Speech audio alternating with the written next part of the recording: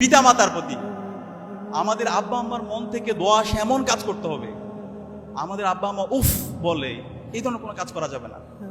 আমরা অনেক ক্ষেত্রে ভুলে যাই আমাদের আব্বা আম্মার স্যাক্রিফাইসের কথা। দেখেন আমাদের আব্বা আম্মা এত আমাদের পেছনে সময় দেয়, কখনো আমাদের কোনো ধরনের চাওয়া পাওয়া তারা অতৃপ্তি রাখে না।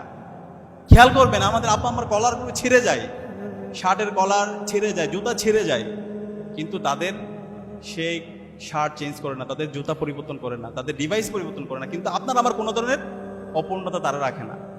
তো আব্বা আম্মার মন থেকে দোয়া আসে, সেই ধরনের কাজ করতে হবে। আব্বা আম্মা যদি মন থেকে দোয়া করে তাহলে এই পৃথিবীতে এমন কেউ নাই আপনাকে দমায় রাখতে পারবে। আমরা কি পারবো ইনশাআল্লাহ আমাদের আব্বা আম্মার মন থেকে দোয়া আসে এমন কাজ করার? ইনশাআল্লাহ। এবং এর পাশাপাশি আমাদের যারা পাড়া প্রতিবেশী আছে, আমাদের যারা আত্মীয় স্বজন আছে, তাদের মন থেকে দোয়া আসে এমন কাজ করতে হবে, তাদের প্রতি অনেক কৃতজ্ঞ হইতে হবে। আমাদের বন্ধু বান্ধব যদি কেউ একটু অসুস্থ হয় তাদের একটু খোঁজ খবর নিতে হবে। এই ধরনের ছোট ছোট কাজ সেটা আপনাকে অনেক উঁচুতে নিয়ে যাবে, আল্লাহ তাআলা অনেক মর্যাদার আসন আসীন করবে। এর পাশাপাশি আমাদের কি হতে হবে? Consistent, B consistent. আমরা অনেক ক্ষেত্রে এই যে এখন এ প্লাস গোল্ডেন এ প্লাস পেয়ে মনে করি যে আমরা অনেক কিছু করে ফেলছি, কিন্তু ভাই এইটা আপনার লাইফের নতুন একটা জার্নি শুরু হচ্ছে। আলহামদুলিল্লাহ একটা সফল হয়েছেন, আরো অনেকগুলো স্টেজ আছে। সেই স্টেজগুলোকে সফল হওয়ার জন্য আপনাদের জীবনের এই কনসিস্টেন্সি থাকতে হবে, পড়াশোনার একটা রুটিন থাকতে হবে। এবং সেই জায়গায় আমি আপনাদেরকে অনুরোধ করব, এটা আমি সব জায়গায় বলি, ইসলামী ছাত্র শিবির অসাধারণ একটা আমরা রিপোর্ট সিস্টেম ডেভেলপ করেছি। ইসলামী ছাত্র শিবিরের রিপোর্টটা দেখছেন কে? একটু হাত তুলুন তো এখানে। আমাদের আপুদের জন্য আছে এবং ভাইদের জন্য তো নিশ্চয়ই আছে। এই রিপোর্ট সিস্টেমটা যদি আপনি রাখতে পারেন, আপনার সেলফ ডেভেলপমেন্ট ইন্ডেক্সটা ক্রমাগত ঊর্ধ্বমুখী হবে। আমাদের এই রিপোর্টটা 24 ঘন্টার হিসাব আপনি ওখানে রাখতে পারবেন। আপনার রেগুলার কোরআন পড়তে হবে, আপনার যারা মুসলমান আছে হাদিস পড়তে হবে, যদি অন্য ধর্মাবলম্বী হন আপনার ধর্মের যেই রীতিনীতি আছে সেটা আপনাকে পড়তে হবে। এর পাশাপাশি আপনাকে রেগুলার পড়াশোনা করতে হবে, আপনাকে আমরা যারা মুসলমান আছে 5 ওয়াক্ত নামাজ পড়া, এর পাশাপাশি হচ্ছে কিছু সামাজিক কাজ করা, পত্রপত্রিকা পড়া, শরীরচর্চা করা, এবং সবার শেষে আত্মসমালোচনা। আপনি সারাদিন একটু চিন্তা করা আমার যে কাজ, সেই কাজগুলো আমি করেছি কিনা, আমার কোনো জায়গায় গ্যাপ হয়েছে কিনা। এবং এই আপনার কাজ ফলো আপ করার জন্য আমাদের অনেক মেন্টর আছে, দায়িত্বশীল আছে, যারা আপনাকে মেন্টরিং করবে, আপনার কাজের ফলো আপ করবে, আপনাকে পরামর্শ দিবে।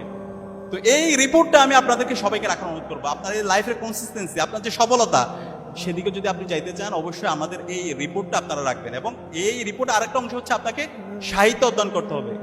এই সাহিত্য অধ্যয়নের মাধ্যমে কি হবে? আপনার নলেজের এক্সপ্লোরেশন হবে, আপনার কম্প্রিহেন্সিভ নলেজ তৈরি হবে। অনেক ক্ষেত্রে যেটা হয়, আমরা আমাদের যে বুকিশ নলেজগুলো আছে, পুঁথিগত জীবে বিদ্যা, সেটা কিন্তু আমাদের নলেজের জন্য সাফিসিয়েন্ট না। তো এই যে আপনাকে ডাইভার্সিফাইড নলেজ, কম্প্রিহেন্সিভ নলেজ, দেশ দুনিয়া সম্পর্কে জানা, সমাজনীতি সম্পর্কে জানা, রাষ্ট্রনীতি সম্পর্কে জানা, অর্থনীতি সম্পর্কে জানা, পুরো দুনিয়া সম্পর্কে জানা, এই জানার জন্য আমাদের অসাধারণ একটা সিলেবাস সিস্টেম আছে, বই আছে। তো সেগুলো যদি আপনি অধ্যয়ন করেন তাহলে আপনি দেখবেন আপনার একটা ডাইভার্সিফাইড, আপনার একটা হোলিস্টিক নলেজ আপনার মধ্যে তৈরি হবে। তো আমি আপনাদেরকে এই আপনার কনসিস্টেন্সি, আপনার সফলতার জন্য আমাদের যে অসাধারণ রিপোর্ট, এবং এই রিপোর্টটা আপনাদেরকে সংগ্রহ করার অনুরোধ করবো। এবং আমাদের মেন্টর যারা আছে, দায়িত্বশীল যারা আছে, তাদের সাথে আপনাদেরকে কানেক্ট হওয়ার চেষ্টা করব, অনুরোধ করব। চতুর্থত যে বিষয়টা বলবো, বি হাম্বল। সফলতার জন্য সবচেয়ে গুরুত্বপূর্ণ যেটা, বিনয়ী হইতে হবে। অনেক ক্ষেত্রে যেটা হয়, আমরা যারা একটি সম্ভ্রান্ত পরিবার থেকে আসছি, আমরা যারা ঢাকায় পড়াশোনা করতেছি, ভালো কলেজে চান্স পাবো, সামনে ভালো রেজাল্ট করেছি, অহংকার চলে আসে। বিশ্বাস করেন এই অহংকার আপনার পতনের কারণ হবে। অহংকারী হওয়া যাবে না। আপনি যত উপরে যাবেন তত আপনি বিনয়ী হবেন। এই বিনয়টা আপনাকে অনেক উঁচুতে নিয়ে যাবে। আমরা পৃথিবীতে যত সফল মানুষদেরকে দেখতে পাই, যত এক্সপার্ট লোকদেরকে পাই, তারা অনেক বেশি বিনয়ী। সে কারণে বিনয়ী হইতে হবে, কোনোভাবে অহংকার, উদ্যমী আচরণ করা যাবে না। সর্বশেষ যে বিষয়টা বলবো, B optimistic, never be pessimistic. অনেক বেশি আশাবাদী হইতে হবে, হতাশাবাদী হলে চলবে না। স্বপ্ন দেখতে হবে, স্বপ্ন দেখতে হবে ইমাম গাজ্জালির মতো একজন সুফি হওয়ার জন্য, একজন ইতিহাসবিদ হওয়ার জন্য। স্বপ্ন দেখতে হবে ইবনে সিনার মতো একজন ডাক্তার হওয়ার জন্য। স্বপ্ন দেখতে হবে সৈয়দ আবুল আলা মওদুদির মতো একজন তাত্ত্বিক হওয়ার জন্য। স্বপ্ন দেখতে হবে শহীদ আব্দুল মালেকের মতো একজন ছাত্রনেতা হওয়ার জন্য। এই ধরনের যদি আমরা স্বপ্ন দেখতে পারি তাহলে দেখবেন যে আল্লাহ তাআলা আপনাদেরকে অনেক উঁচুতে নিয়ে যাবে ইনশাআল্লাহ। তো আপনাদের সবার জন্য অনেক অনেক দোয়া করছি। আপনারা যে নতুন জার্নি শুরু করছেন, সেই জার্নিতে আল্লাহ তাআলা আপনাদের যোগ্যতা, আপনাদের প্রজ্ঞা আরো বাড়িয়ে দিক, আপনাদেরকে নিরাপত্তার চাদর আবৃত করে রাখুক।